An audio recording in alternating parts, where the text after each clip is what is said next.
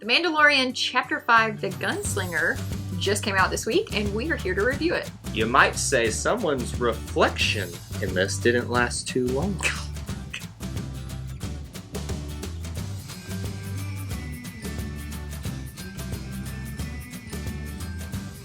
Welcome back to Eye Disney Through Our Eyes. I'm Kyle. And I'm Jessica. And we're going to be reviewing Chapter 5 of The Mandalorian, The Gunslinger.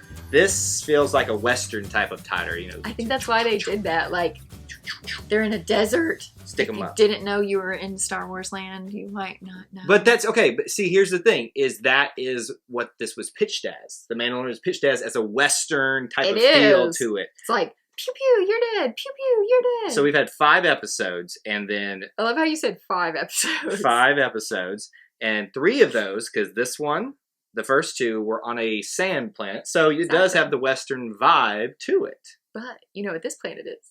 Yes, it is. Hold on. Let's before we go into the only planet I know. Okay. Spoiler warning right here. If you didn't see it in the title card or anything like that, do not watch past this point if you haven't seen Chapter 5 of The Mandalorian, because we will be discussing spoilers here, and this one is... We will ruin it!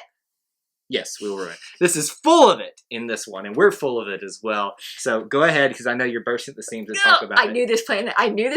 From the minute there was sand, I was like, man, this is Tatooine. This is where Anakin is This is like from. the one thing that she knows in the entire Mandalorian series, is that was Tatooine! The literally one thing I know in Star Wars is that sand, planet, Tatooine, and that's where Anakin came from. So what's the name of the city?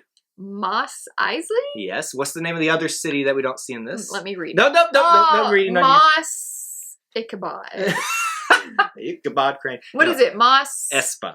I was so close. That's the one you see in episode 1. Speaking of episode 1, there's callbacks into this episode, or excuse me, I keep calling them episodes, chapters, to everything, like dating back to episode 1 of Star Wars, all the way to 4 and beyond. So to be fair, what he's talking about are these little things that look like the Pixar thing with the eye. Pixar things? What? You know, the Pixar little lamp? These guys remind me of that. Oh, okay. So that's the first one you want to talk about. I think they're called pit droids. Okay, so pit droids. And as soon as I saw it, because we've been watching The Phantom Menace, I was like, those are in The Phantom Menace. I know this. And most people at this point are like, why are you watching The Phantom Menace? But come on. Because okay, so here's why. This is a tangent, but I gotta say it. Because I'm trying to watch all the Star Warses in that order. You know what we didn't do, Jessica? I just thought of it. There's 30-second review of the episode. Oh my gosh. Okay, I am ready. So we should go ahead and do that now, look, shouldn't you? You got it? Can you pull it up quicker? I'm stressed already. 30-second review. Wait. We got so excited to talk about the things in this that Jessica should give us her 30-second review of this before we get going. Okay. Are you ready? Wait, no. No, you have to let me run this thing. Okay. All right, ready? And go. So the Mandalorian, he goes to Tatooine, and then he's trying to like get this bounty hunter person with him, and they go to get this girl, but she's really bad, but she's actually Mulan. But anyway, in the movie, this shows she's not Mulan, so they're going to get her, but it ends up that this guy that's the other bounty hunter is bad too, and the Mandalorian has to kill him, and then they find this girl because she is bad, and there's like a fish that has legs, and there's 5 like, seconds. the fish has legs, and the baby Yoda runs away, and they get him back, and then the curly haired girl takes care of the baby, and I guess that's it. Oh my goodness. Wow. See, this is why I like throwing 30 seconds at you in this one, because you're trying to squeeze, even though it's only a 30-minute episode, you're trying to squeeze all that into one. I also never heard the timer go off. I think you cheated me. No, I just didn't want it like blaring at people in the video here. So, but me screaming is not blaring. I don't think you covered a lot of the plot details. I don't think I covered anything except there was another bounty hunter. I got everything out of order because I got really stressed. Yes, you get really stressed in that one. So let's start at the beginning. Okay. so pit droids is where we were at before we went to your review. Yes, and they're in Phantom Menace, and I knew that. Which is a really cool callback, because I think it's nice to see Disney acknowledging the prequels, because they don't do that a lot in their other ones. That's true. Because usually not a lot of people don't like them. I was going to say, they aren't well liked, but... Whoa, speak for yourself! No, I know. I'm just saying the masses. Like, we like them because it is what it is. But no, you don't like them as much as me, though. I don't like them as much as the 3 originals, but there is a place in the Star Wars fandom for them. Yes, there is. So anyway. Not much for everybody, though. Okay, anyway, as long as they don't bring Jar Jar back, we're okay. All right, so other callbacks in this one we have, obviously we talked about Tatooine, Mos Eisley. When you go to Mos Eisley, you obviously see a lot of familiar things here. So obviously walking through the town, you know, even the thing he the shipyard that he comes into, the docking bay, docking bay 35, I think it was. I wonder if that has significance. If that's actually, is that why that restaurant's called Docking Bay? No. I don't think it is. But docking bay 35 may be. I don't know if that's the actual bay that Han Solo was in episode 4. You know, it felt very familiar in there. I'm mind blown with that. They walk through the streets, and you even see we go back into the old cantina. And they show us like all the creepy little aliens. How did you feel about some of those ones that were in there? I don't even want to talk There's about one that's like literally like if you blew a fly up to giant size in there. Well, and then one that kind of looks like a spider. That was black with all the legs. I was like, no, get away. I could Jessica and I didn't watch this episode together. It was but awful. I could feel like her reacting to some of the things when we were going through it. So the problem is when we don't watch the episode together, I am just confused as crap the whole time. And then Kyle's like, what did you have questions on? I'm like, the whole thing. I have no idea what happened except that homeboy that I thought was good, that was a bounty hunter too, ended up being bad and tried to kill the Mandalorian. Two other things. And the Mandalorian killed him. Before we get to that, two other things I want to mention, like just callbacks making you feel like you're home in the Star Wars universe. Dewbacks, obviously the little, what you call fish things. You know. Oh, the fish with legs.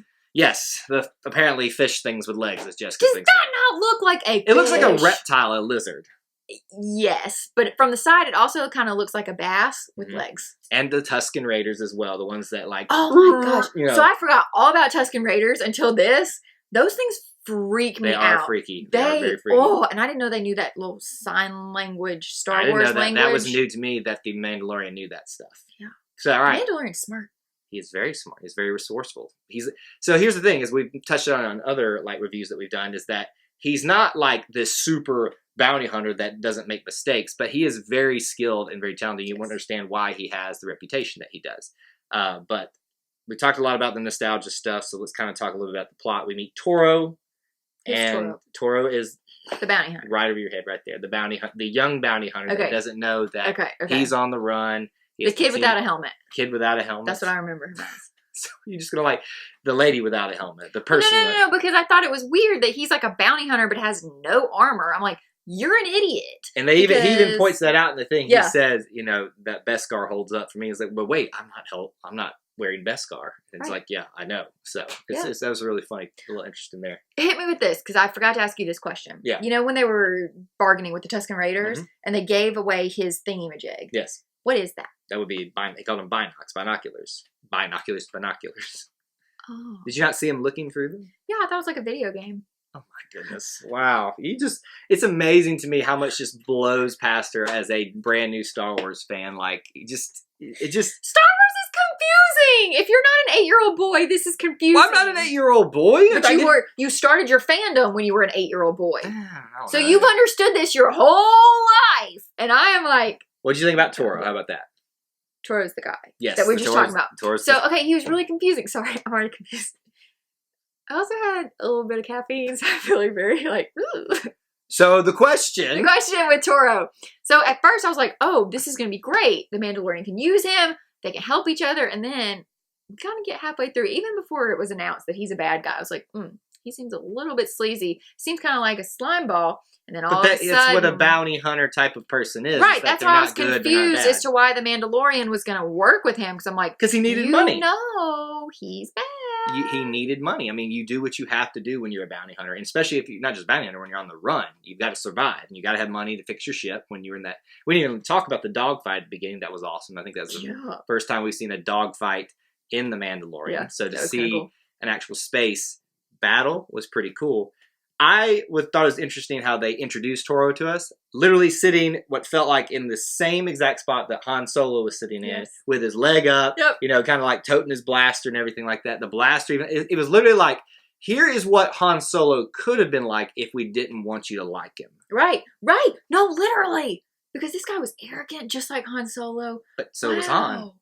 I said just like. Or if Han was incompetent, how that? Wow. Han was incompetent sometimes, but he turned his incompetencies and made it work. This guy just had no clue. Well, this guy was really young. He was. But so was Han at the time. Anyway, so plotting holes in all of my things. I mean, I think we saw the arc for Toro coming a long way away. We knew he was going to turn bad at some point. Even I knew that. I mean, come on, I know she didn't miss that part there.